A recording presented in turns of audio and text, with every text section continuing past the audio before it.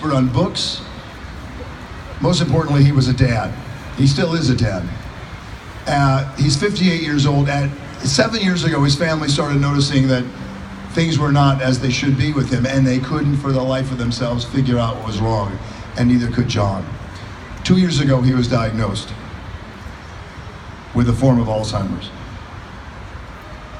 His family, strange for his family, because you don't know what's happening, and then they get this diagnosis, and you know the feeling, so many of you.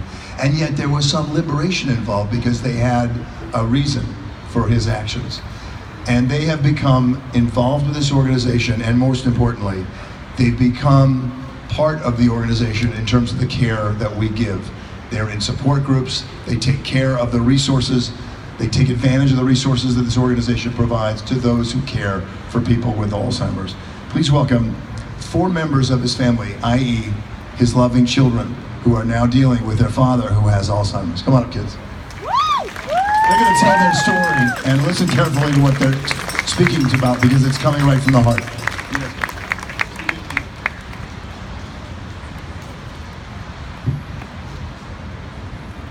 Good morning.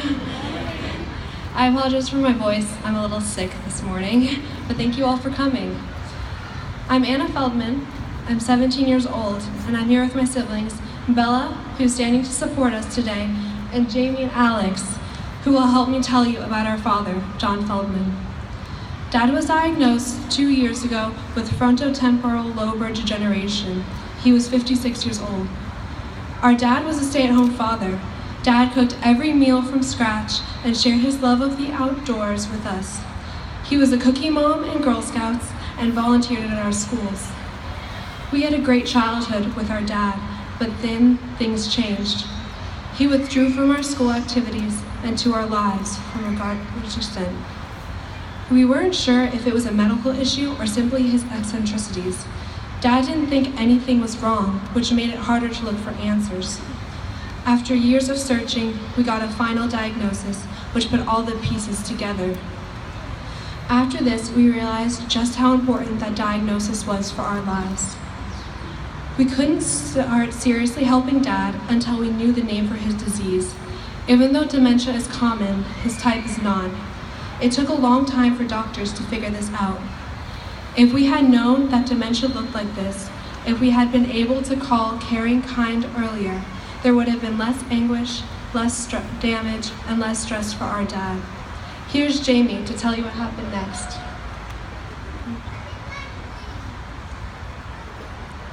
Almost more difficult than a correct and timely diagnosis of FTD is adapting to life after the diagnosis. There's a lot that needs to happen. Most importantly, we needed to get him into the right living situation. We needed him close to us, but he needed to be monitored because he could no longer navigate the outside world alone.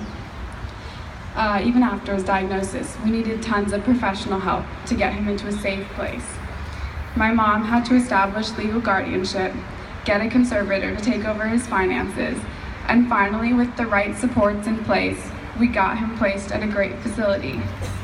I remember talking to Dad, trying to convince him that the pain and the confusion wouldn't last, and that someday we would be taking walks together and getting pizza or bagels and going to the Met. That vision was an anchor for me, and I think for him as well. Now that things have stabilized, we get to do this once a week. None of this would have been possible without my mom, whose relentless love and determination to achieve that vision still boggles my mind to this day, and inspires me to care for him with the same unconditional love. Through the worst of these times, our mom was helped immeasurably by CaringKind in a regular in-person support group. She found a group of spouses who had all been through this, or something like this. She saw it could be done. Dad can still be a dad for us, and that's because of the strength and love of his caregivers, family, friends, and even strangers. Like today, for example, most of you are strangers to us, but you're here walking to help families like ours. Now here's Alex to tell you what we need from you.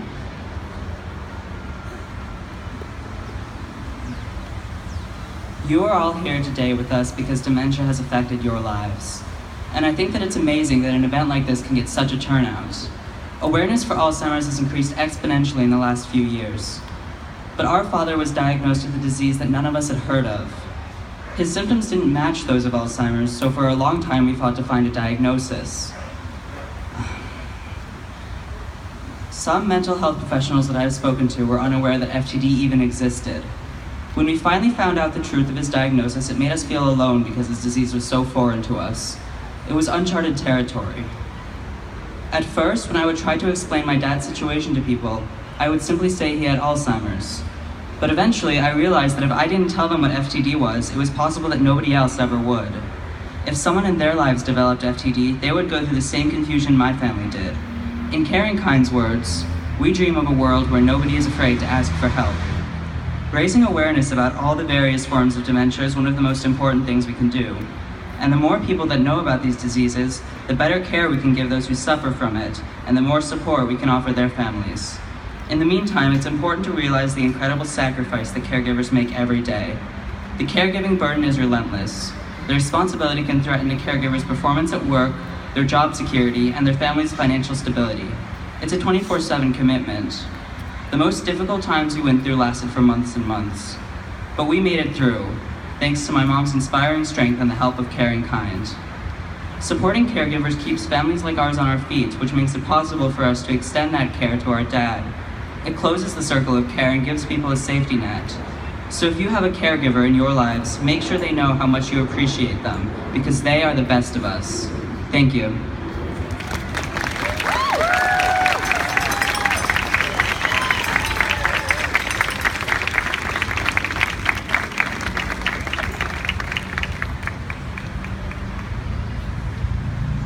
Wow.